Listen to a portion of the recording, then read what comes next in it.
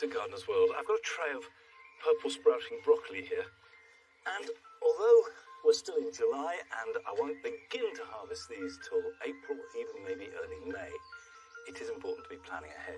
And these are one of the slowest crops in the garden, but purple sprouting broccoli, eaten fresh, is an absolute delicacy. We're used to broccoli being a health food, and in fact, what's normally sold is a form of calabrese, which are great big green heads. Well, these are small purple florets and are sweet and tasty and completely delicious and worth taking up a bed for 9 months of the year.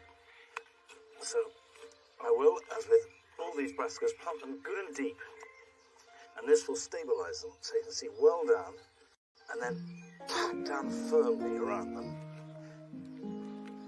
Now these are going to grow about 3-4 foot tall. They will need staking, and in order to develop their full potential with lots and lots of florets, they will need space. So the next one can go here.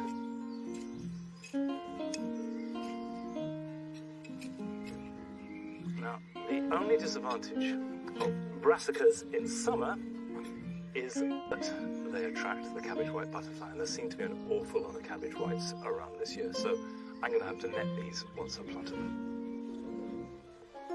Right, I'll get the rest of this bed in, and I should have enough plants left over to do another bed in the vegetable garden. Coming up on today's programme, Nick continues his story demystifying the rose. Now, these might not be the first roses that spring to mind when you're looking to put up your garden, but I'm hoping to convince you to try just one or two. We visit a national collection of dioramas, Angel's Fishing Rods, in Staffordshire. Gives a real feeling of movement in the garden. They are so lovely as they dance around in the breeze. And I shall be cleaning up my wildlife pond, adding some plants and maximising all the opportunities for as wide a range of life as possible. And last summer, I went to Ireland to visit Jimmy Blake's garden at Hunting Brook in the Wicklow Mountains. He is coming to visit me.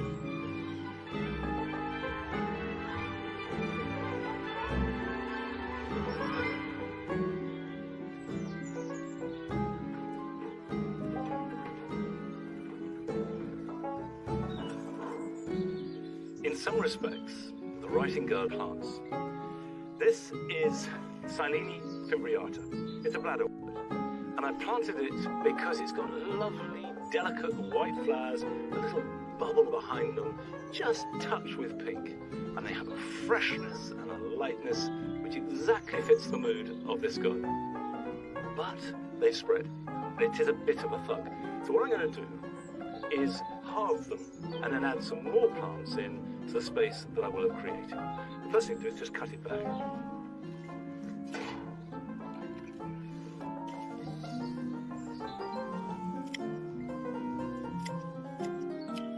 As we start to think about going into August, it's not a bad time to be moving plants, to be adding plants into the border, because you can see what it looks like in high summer.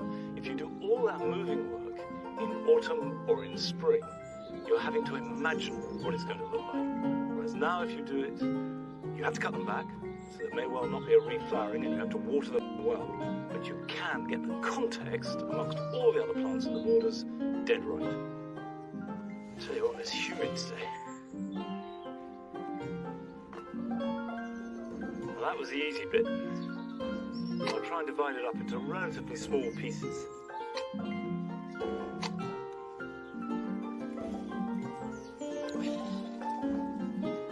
You can see that coming out of the root is fresh root. And this is what happened. These roots, which are really tough and strong, they grow laterally, and then they throw up a mass of new shoots. And it spreads very fast indeed. And nothing else can grow in amongst it. But that's a nice clump.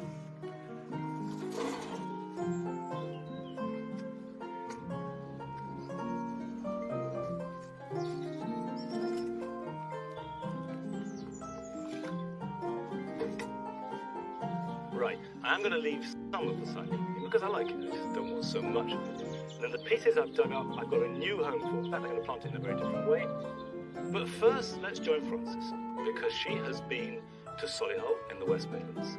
And she's helping people to make every space count, whether it be public space or the smallest of private areas.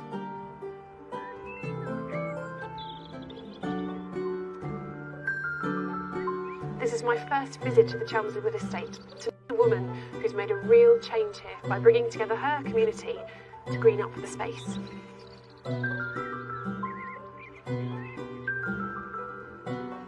Sarah Gill has lived here most of her life, and she wants to show me something tucked away between the houses. A social enterprise. She has created a community space filled with edibles and chickens that the residents call the Victory Garden. Who uses the space? Wow, so we have a really broad cross-section of our community that use the garden. We work a lot with local residents who like to just come, use the space as somewhere to socialise. Then we also have the school who want to send children to come to us to learn all about where their food comes from. And then, of course, we have our food growers who just love to grow all the food. And then every Friday, people can come in. They can just come and pick all of this for free. And you're a local girl, aren't you? So is that why you kind of wanted to get with this? Knowing local people, they can tell me what they want in their spaces. We can make every little space count, and when people come to us with a problem about a plot of land or an area, quite often we can find the solution. Sarah has started a project at nearby Fillingham Court. She's teaching the residents about gardening to inspire them to make the most of their communal areas and brighten up their balconies. Sarah's asked me along to help design and plant the first 3 balconies over the next 2 days. And the first balcony is John and Maya's in a sunny position on the first floor. Here it is. Here are your plants. They're beautiful. Do you enjoy using this outside Yeah, space we as do. well? It's very important to just be able to open the door and come out. What sort of look do you like in a garden? Greenery and colours. We like the countryside and we like nice smelling plants and that. Are you happy to give me a hand actually Yes. planting it? Sure. Great. Let's get started. Okay. John and Maya's balcony is 3 metres by 1 metre by 2 and is a first floor flat with a glass railing. Plants here are liable to get really hot. I've chosen plants that will tolerate these conditions. In any limited space, which obviously a balcony is, it's a really good idea to go upwards rather than outwards, but always check beforehand whether you can actually attach anything to the wall, and here we can't. So what I've got is this container with trellis attached to the back, completely detached from the wall, but still a very good support to climb things up. And the compost I'm using in this contains something called perlite, which will make the whole soil a lot lighter, and it also adds some drainage as well, so it's good for the plants too. If you're planting on a balcony, check the load it can take from your landlord or builder. Remember to take into account how much your pots and soil will weigh once they're watered. Into this, I am putting a honeysuckle, because Maya loves scent, and that will give a beautiful scent when she's sitting out here, especially in the evening, and that will climb all the way up here, and with some regular pruning it won't get too big. Well pleased with. It's a gooseberry, and he's always wanted to grow one, so I'm putting one right here. Just a little bit of feed, so high potash for anything that fruits, plenty of water whilst the fruits are ripening. It should be well away. These are osteospermums, which give a lovely splash of colour, which Maya asked for. Now, the one thing that can cope with very little root space are strawberries. So I can just imagine John and Maya coming out here of an evening, plucking a strawberry as they go by and having a nice sit down, taking in the view. Quite jealous, really. Another nifty trick for getting some height is this. It's a steel rod in a pot with some wood on the bottom of it to stop it from coming up. And then you just get these pots, any old terracotta ones you can buy in a garden centre. And then a small one to finish. There. Fill it with soil, add a lot of plants, and there it is. I've used alpines, which will thrive in this hot and dry position, but you could also try tumbling Mediterranean herbs instead. There we go, one tippy pot. I hope John and Maya like it. Oh, look at that. It's lovely. Isn't it? It's That unusual. is gorgeous. Absolutely gorgeous. Can't believe it. Really Transformation. nice. I heard that you like gooseberries. Yeah. Well, you've got your own now. Oh, gooseberry bush. Well, made as well. There's only one this year, but Yeah. maybe next year Next we'll year have there'll some be more. more. Yeah, hope so. Life don't get much better than this, does it? Strawberries and cream on the balcony. Yeah. Strawberry there as well, see? Yeah, Thank you sure very we much. will. Thank you very much. It's all really hard work. It's a pleasure. Really is.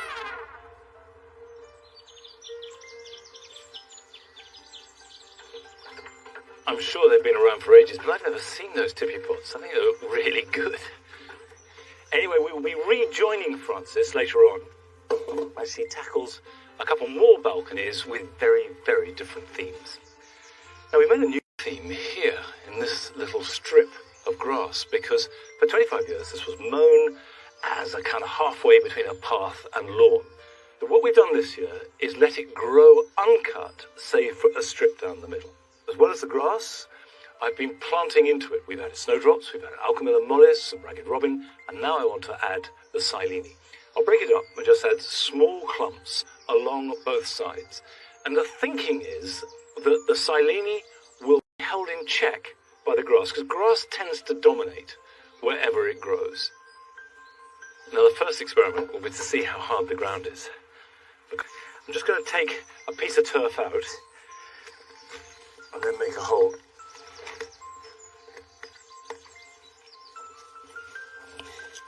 You can see how dry it is. Let's pop that down. But silene is a tough plant, and it will grow in really dry shade, and it will grow in fairly wet ground. It's very, very adaptable.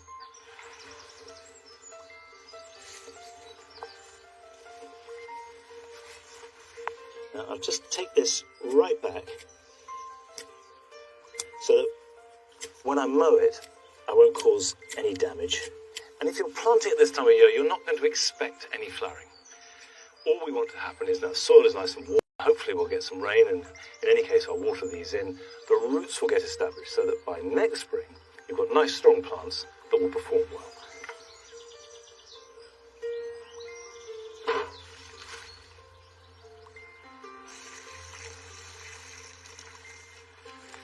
Now my intention is to take out enough from the writing garden to space all the way down one side and then back down the other.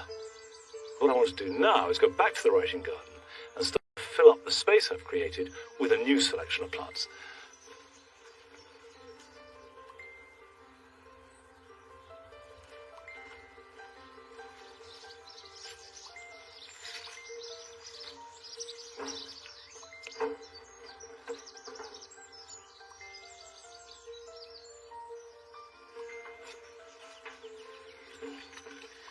It's always exciting to add new plants to any part of the garden. And I've got 3 plants here, which I confess I've never grown before, but I've wanted to, so now is a really good opportunity. Now the first is a Lysimachia. This is Lysimachia candela. And unlike most Lysimachias, which can be pretty invasive, this one is not too bad. This one will form a clump, but won't spread. And I put 3 plants where I took out the silene. But before I do it, I am going to beef it up with a little bit of compost, because this, like all Lysimachias, likes plenty of moisture, but it also likes good drainage. And adding organic matter to a soil is the best way of ensuring both good drainage and water retention. It can form that seemingly contradictory act quite happily. This is garden compost.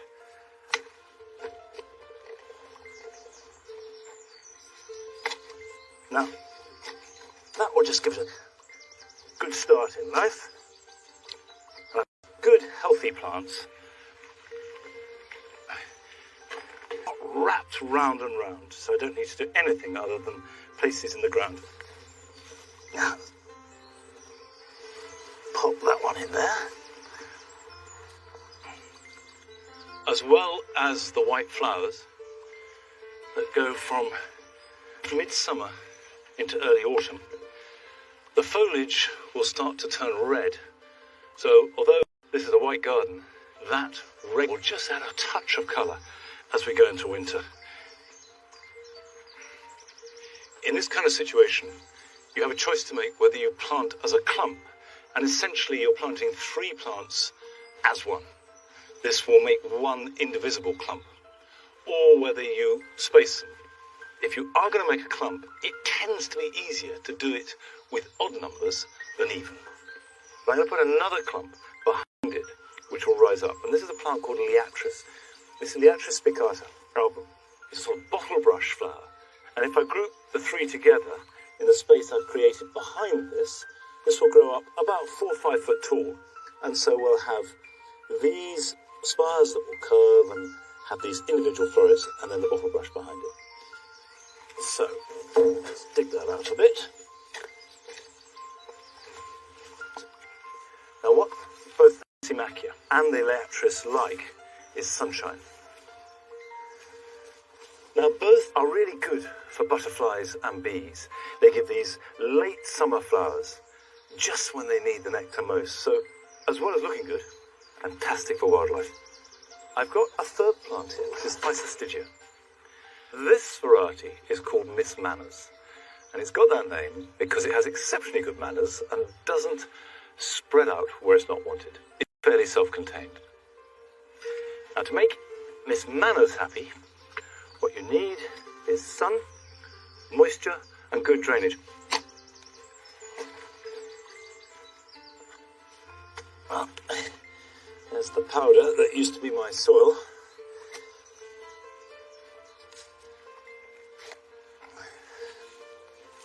And that goes there. I think that will be good.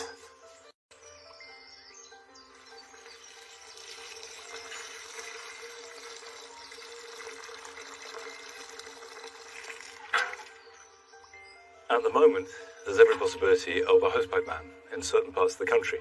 But you can use watering cans, and the important thing is to use them judiciously. If you plant something, give it a really good soak. When you plant it, get the water down deep, and the roots will go down and find it. Now, I use roses.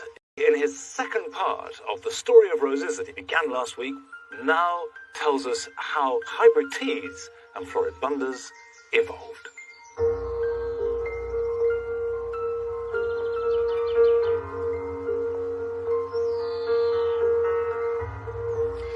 You'll remember last time I was looking at old roses, which are renowned for their beautiful flower and their intoxicating scent.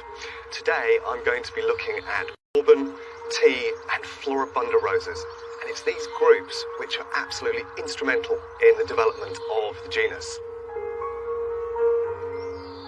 These might not be the first roses that spring to mind when you're looking to plant up your garden, but I'm hoping to convince you to try just 1 or 2.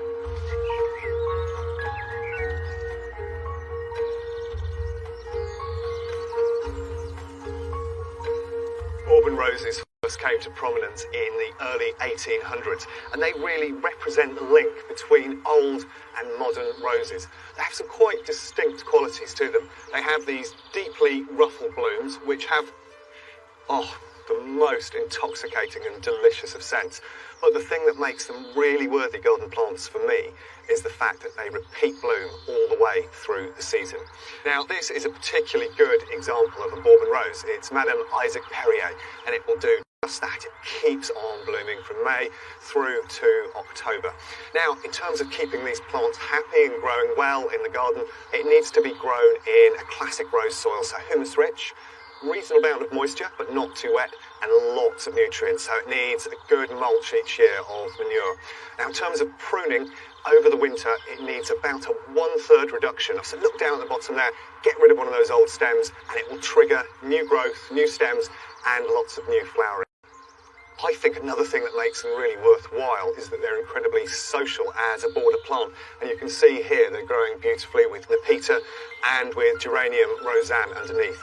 And I think that level of socialisation and that repeat flower makes them truly worthwhile garden plants. The period from the 1840s right through until the 1950s saw a huge expansion in the breeding of different rose groups across Europe. The cultivars produced were the forerunners of many of the roses we grow today. Tea roses, such as Mutabilis, arrived from China in the 1840s.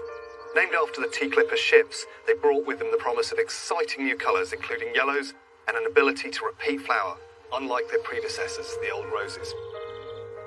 These tea roses were hybridised with other older roses, producing hybrid teas. The startling colours of these HT roses. Then, directly after the war, a new and iconic rose appeared, and this is it. It's Rose of Peace, and it has this beautiful pink edge to it on the outer petals and then yellow in the centre. And it's gone on to become the best-selling rose in the world. It's a beautiful plant, but for me it's got one downside. There's not really a very strong scent. However, there are two roses which I think are absolutely brilliant for scent. They're both hybrid teas. There's this one, which is called Deep Secret. It has that lovely reddy burgundy crimson tone. And it has a really rich, sumptuous scent and long, clear stems. And then tucked away just down there is another scented hybrid tea called Chandos Beauty. And for me, that's one of the most delicious, citrusy, spicy scents. Now, all of these HT roses are probably the easiest of all groups of roses to maintain. They need to be in a relatively heavy soil, lots of mulch, lots of food through the season, and their pruning couldn't be easier. You can literally chop them down to about 8 inches, about 20 centimetres in March time, and they'll grow for you brilliantly into the season. Of course, HTs are repeat flowers that will flower from May to November, but if you deadhead them, you'll keep them going even longer. So despite the fact that hybrid teas are often derided for being a bit disease-ridden or not particularly well-scented, if you choose the right cultivars, I think they make really worthy and beautiful garden plants.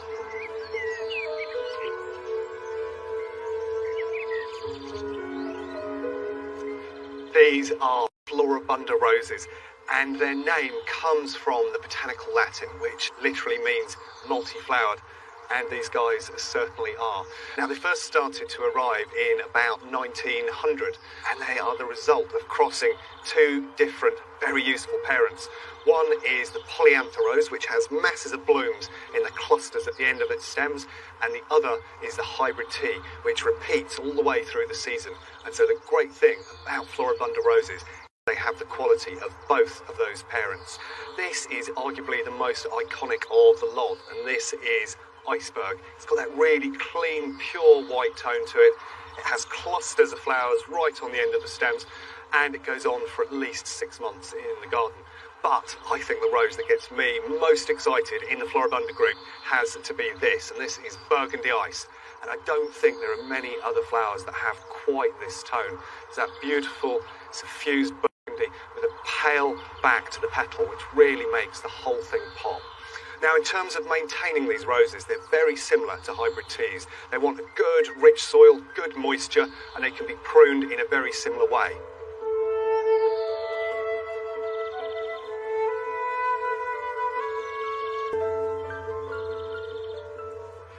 Modern roses, such as hybrid teas, Floribundas, and Bourbons, have had a really bad rap over the last few decades.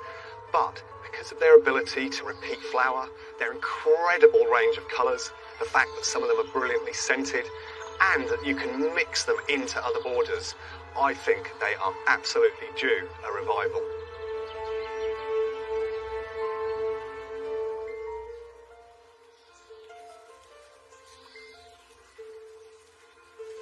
I do think it's really good to demystify roses, because they can seem intimidating, all those names, and the different pruning regimes is enough to daunt a lot of people. And I confess that I didn't really grow roses until I was in my mid-30s.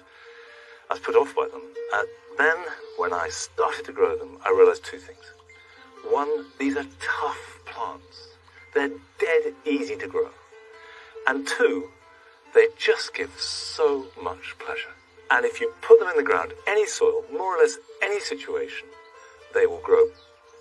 And don't be frightened. If you've got growth coming out over a path or whatever, just prune it back.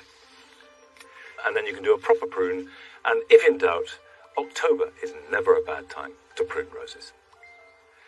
And some of these will reflower, but quite a few of the older roses just give you 3 or 4 weeks of glory in June and early July. And that is more than enough for me.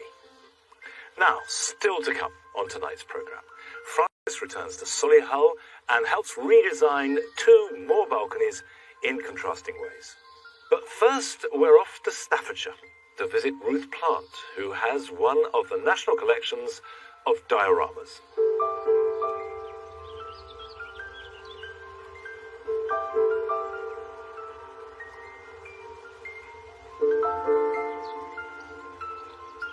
The diorama is called the One Flower, or the Harebell of Africa.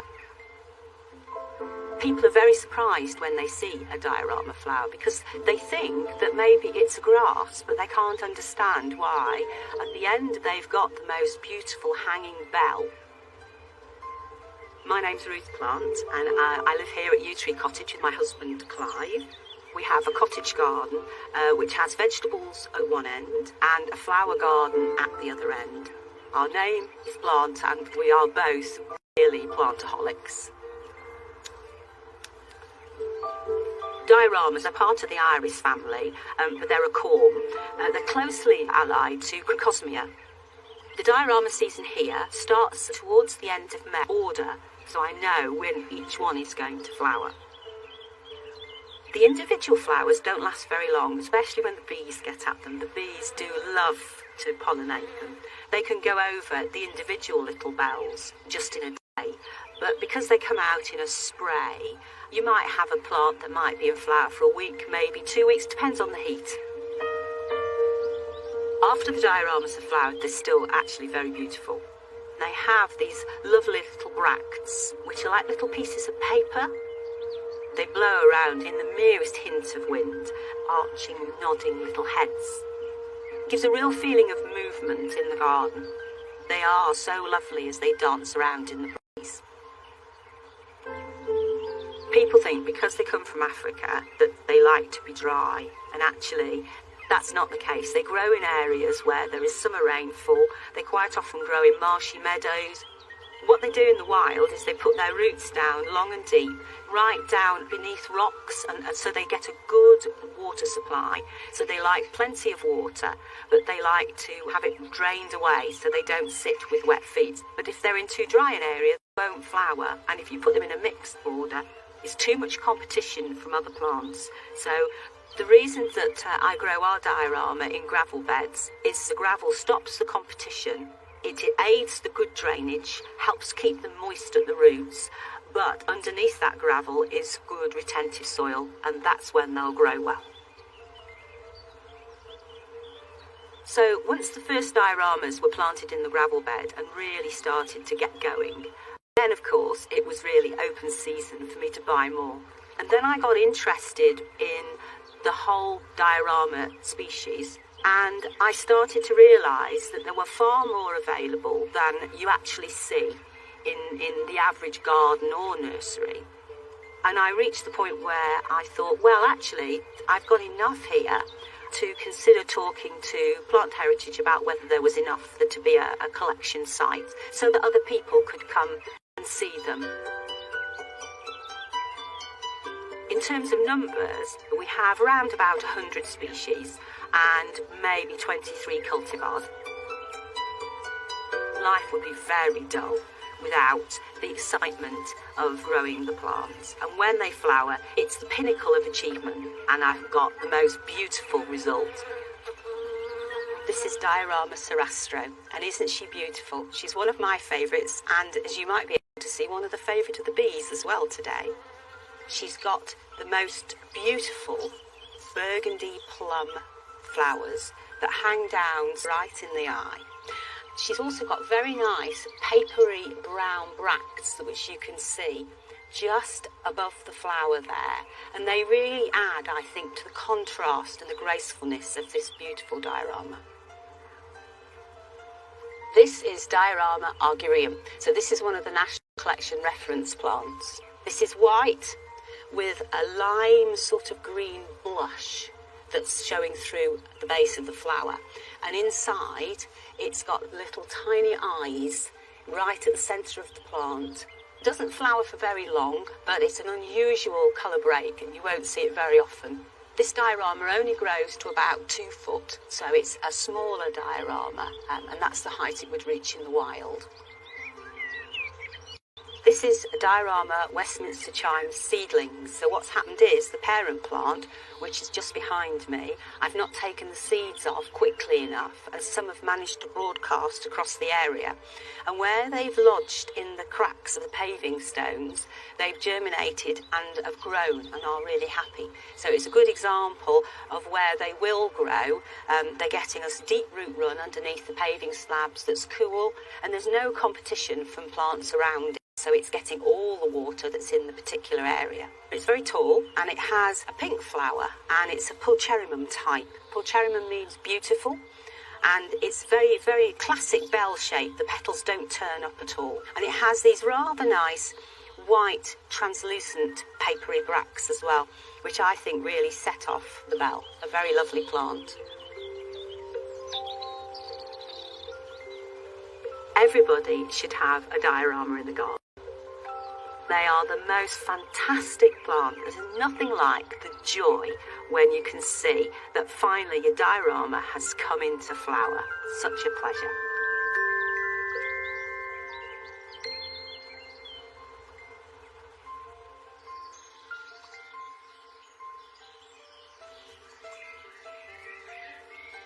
Every garden ought to have dioramas, but not every garden can have it because it doesn't like cold, wet winters.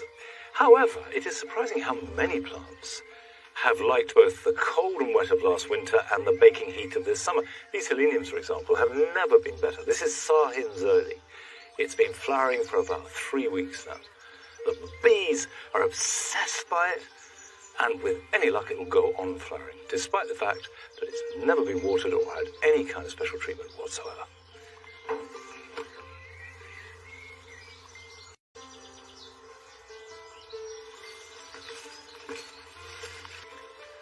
This is the wildlife garden, which I made a couple of years ago to really maximise the opportunities for wildlife of all kinds, as well as keeping it a garden. Well, now, the first thing you have to have is a pond. And a wildlife pond has one or two features that make it particular. The first is that it has a beach for at least a quarter or a third of its area. And by beach, I just mean a shallow entry. So this has got pebbles here, the water's very shallow, and then gradually gets deeper, but still quite shallow right in there. And that means that any visiting hedgehogs or other small mammals, or even birds and frogs, can easily get in and, importantly, get out. The second thing that is essential for a wildlife pond is it must have cover, and lots of it. However, I've got too much. I need to thin it out a bit to strike that balance. Now, I've deliberately not worn wellies because I don't want to get in the water, because that would disturb the creatures in the mud. And there is bound to be mud at the bottom. I want that. So I'm just going to reach in from the edge. And the real thug is this iris, the yellow flag iris that you see in ditches and ponds around the land, and inevitably it takes over. So if I reach in and just yank, here we are, we can take out great lumps of it at a time. That's coming. That can come out. That can come out. It does smell a bit whiffy, but that's the mud at the bottom.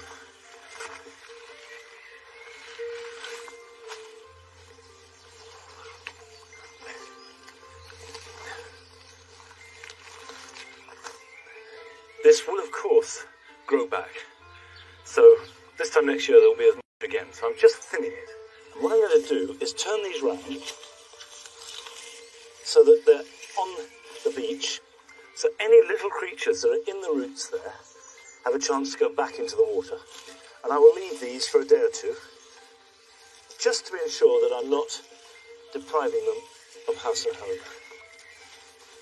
Other than topping it up with water in spring, this is the first bit of sort of gardening work I've had to do on this year. And here we are almost in August. And it's providing a really important resource for every kind of creature in this garden. But the wildlife garden isn't just about water. We've got trees with berries and flowers. We've got undercover for birds. But we have got a few bare patches. So I bought 3 Verbena bonariensis, which are brilliant for butterflies and bees in late summer and early autumn, and I'm going to plant those. maximum sunshine. A nice high hedge behind it. Hedge is brilliant for birds and also protecting them from cold and strong winds. And so we have a little microclimate.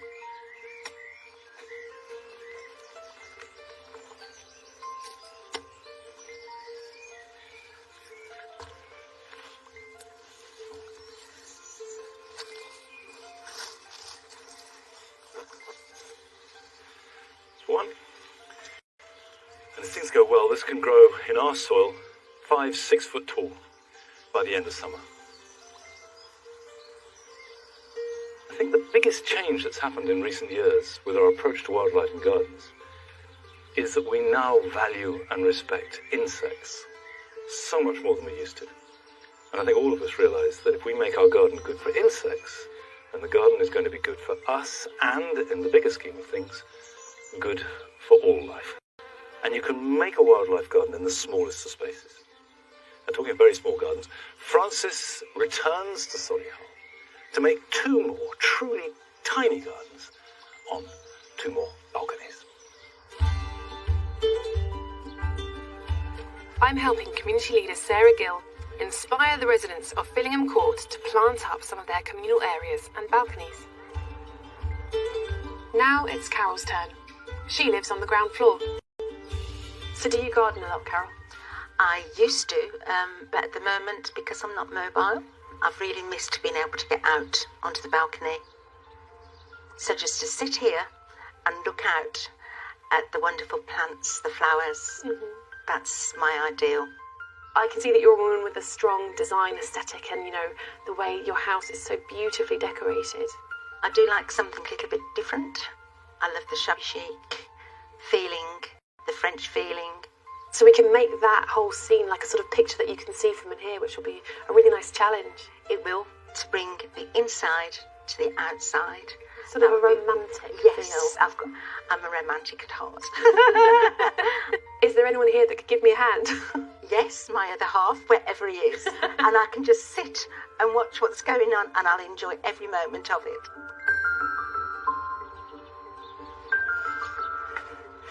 Carol's balcony is all about the aesthetic. So I want to make her some lovely troughs full of cottage garden plants because that's what she loves. And normally you think about the tallest thing maybe being in the middle, but here, because it's viewed from the living room and making a sort of picture frame, I'm going to put the tallest plant, which in this case will be a Borovskia, Russian sage, right on the edge. So that acts like a framework that then leads into the rest of her cottage garden. Carol's house is full of roses because it's her favourite plant, so I thought, bring it out here. This is a lovely rose. It's called Ernest H. Morse, and it's got a beautiful deep mauve flower.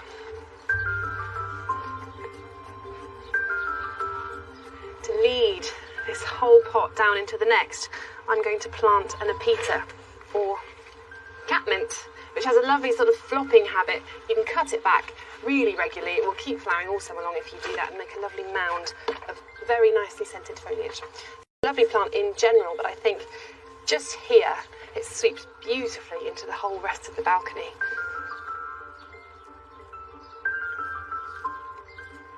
I'm going to introduce some texture with lavenders and fennels. The lavenders have a beautiful colour and a lovely form, and the fennel just so soft and delicate that in between these plants we'll just tie the whole thing together.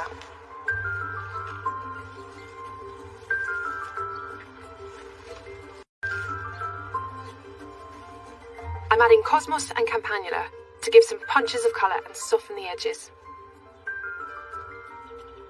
And I fill the second tub with plants whose scent will waft into her flat. To give colour right through from spring to late summer, I'm getting some perennials into small pots with the help of Carol's partner, Phil. Any plants that are on balconies are almost always going to be in containers. When you have plants in containers, there's one thing you need to remember, and that's watering. A really good way of getting water right into the roots of plants is getting an old plastic bottle, cutting the bottom off, screwing some holes in the lid, and then putting it into the soil. I put one in here right by this rose so I can give it a really good drink.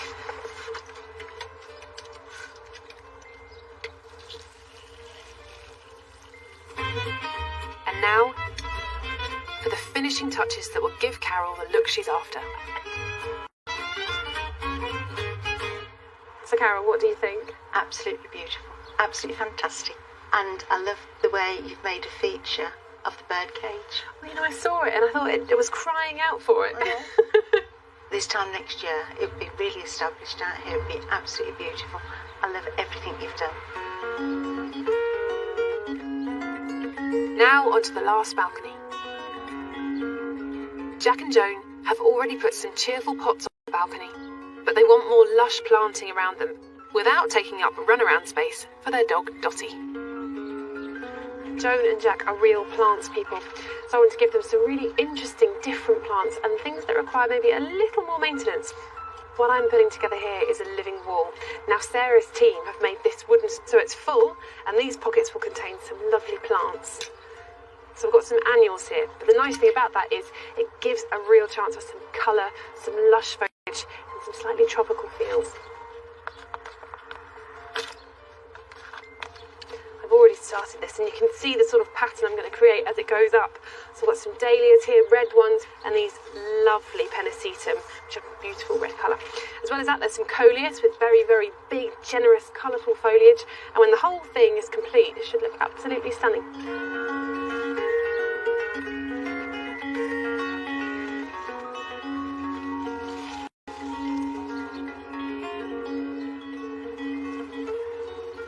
Just watering the top, you can hear that will trickle all the way down through and save you a little bit of time. Just to keep everything nice and healthy, it's always good to put a bit of liquid feed in this, especially through the summer. And if you want to save yourself even more time, you can get an automatic irrigation system that will do it for you. But I think it looks superb. With permission, you could try and borrow some communal space to give you extra planting areas. We're putting in a narrow bed just outside Jack and Joan's flat, so they can see the flowers through the glass. The residents have joined Sarah and I to fill it with a splash of tropical colour. Do you like it? It's absolutely lovely. Very gorgeous, very gorgeous. It's alright, their work is done. And from Joan's emotional reaction, I think we've got her balcony transformation spot on. The last 2 days have been fantastic. We've created a garden full of scents and herbs, a French country garden, and a living wall and tropical bed that gives residents a pop of colour. Time to celebrate. Yay!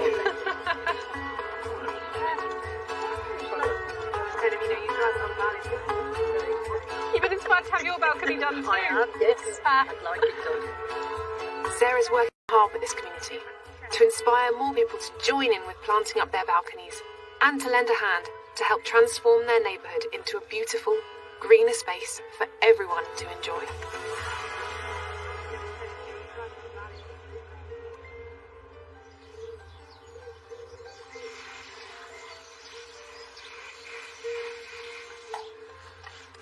I do think that if you're gardening in a very small space, there are just two things that you need to bear in mind. The first is you just have to edit. You can't have everything. So you need to work out the theme that you want, just as Francis showed, and stick to it. And the second thing is go up. There's always some vertical space, and it means you can grow a lot of things, including food also, are really growing well. They grow up in pots. You can grow these on a balcony, and these are flowering well and starting to produce small fruits. And at this time of year, it is important that as well as watering regularly, particularly in the sort of weather we've been having, to feed. Fruiting plants are really boosted by the right feed at the right time.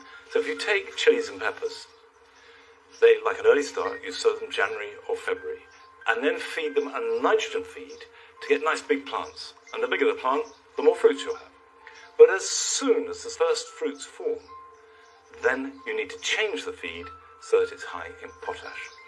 And what I give these is about twice a week a liquid seaweed feed. And that does the job. And what that promotes is instead of leaf and stem, it promotes flowers and fruit. And if you feed these now right through till October, they will go on producing fruits. And in some cases, until Christmas. So just take a watering can, add some seaweed.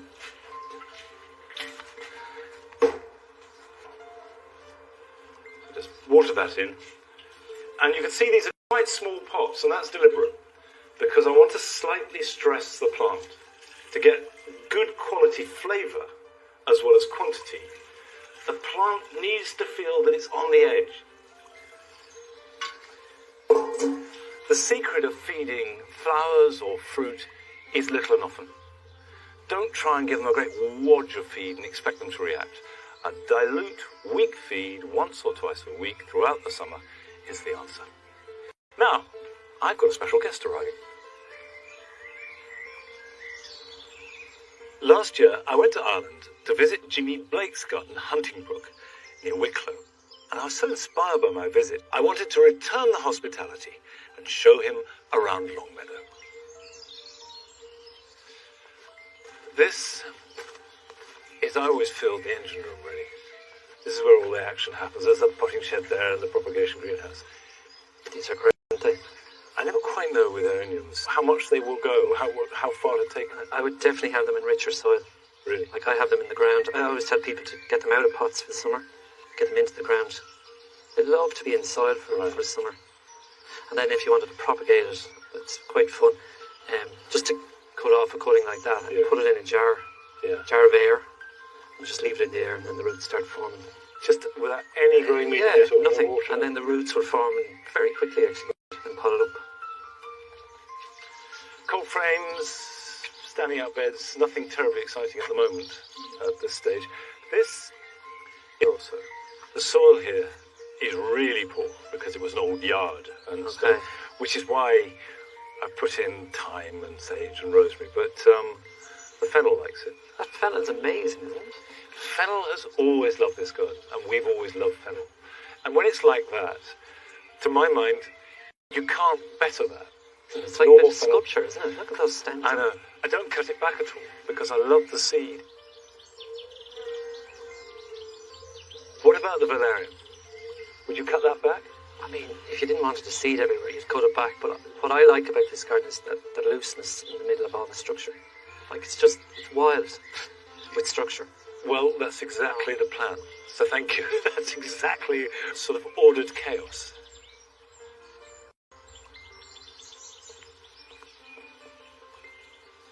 And what's the fern there? The fern is Dryopteris felix mass is the main one.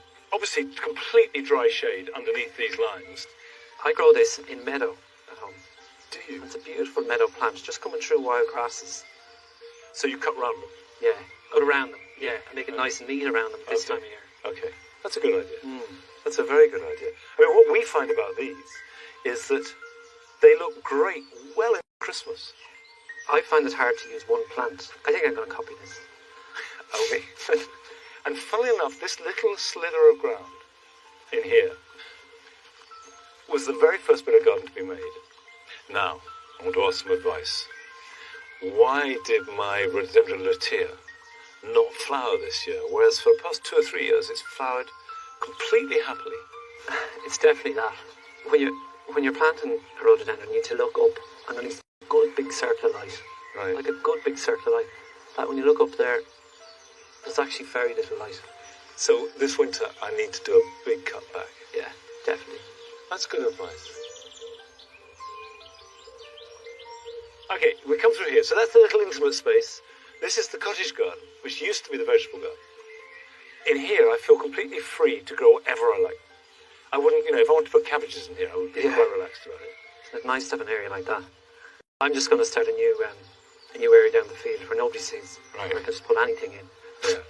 But you see, with you, I get the feeling that you fall in love with plants, individual plants, and you want them badly. And then you've had them, you've done that. Yeah. You're fickle. Whereas I try and the garden sort of slowly builds. To me, I'm quite happy if it takes me 10 years to get an area right. Yeah, like the new bed we did this year, Yeah. I wanted that looking well within 6 weeks. How long do you think you will have that buzz? The boredom sets in after a few years, 4 or 5 years. Yeah. It's 5 years a long time. Now, if we come through here, this is a happy accident.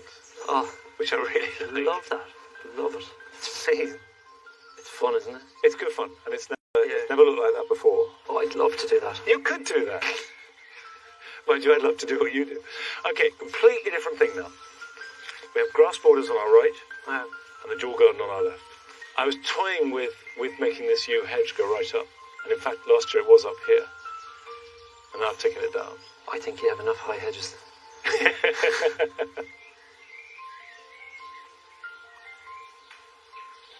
These pots, we normally do a different display every year, and it can vary and can be quite complicated. This year I just thought, let's bung some colours in. Yeah, they look good. You know, I mean, I had the plants. It's strong enough, isn't it? Yeah, I don't think they need anything else from now. I find cannas difficult at home. Difficult to get into flower. But last year I gave them an enormous amount of food. Yeah. And they grew huge and they flowered really well. Yeah. So I think I wasn't feeding them enough. They're hungry. They are hungry. And thirsty. Yeah, they are. I mean, what we do is the potting compost is at least a third garden compost. Yeah. Then we give a liquid seaweed feed once a week. Oh, right through the growing season. Right from about June to October. Yeah. Jimmy, I've been to your garden twice, and each time I've come back full of ideas. Is there anything you picked up from this visit that you might take home? I think it's definitely the structure.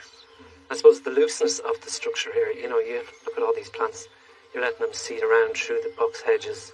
I think it just really works. I've loved it. Thank you. Thanks very much. It's always great to talk about gardens, but there are jobs that need doing, and here are yours for the weekend.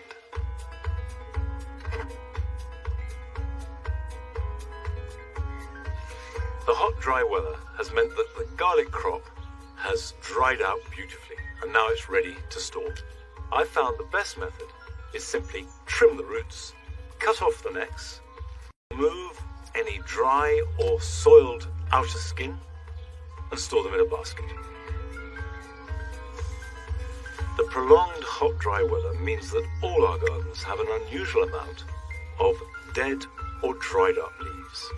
So go around the garden, cutting these back, removing them from the stems, and this will spruce and tidy up the garden. My own tomatoes are a little behind this year, but many people are finding that at least to the bottom truss, and this will improve ripening and also airflow, which will reduce the risk of blight.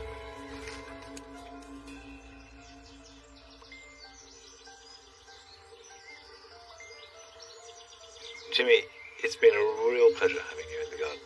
I hope you've enjoyed it. I had a wonderful time. Looking forward to coming back maybe in spring. Yeah, it's a day.